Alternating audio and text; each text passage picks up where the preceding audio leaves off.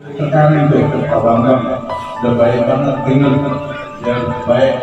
Jadi kalau ada saudara saya itu di situ belum kamar, coba dipindahkan ke kamar, ya, ataupun yang bina dan lain-lain, ya, karena saya betul-betul memang membantu agar kita apa, niatnya bantu, jadi yang lainnya tahu memang saya bantu.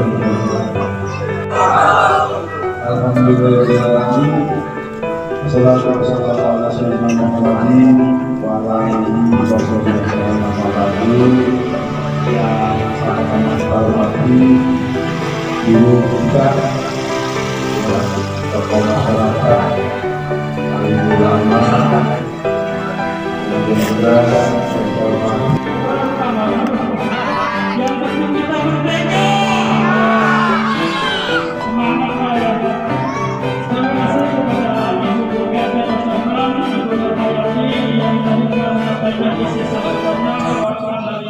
keluarga yang ada 06 dan RT 07 yang mana yang mengucapkan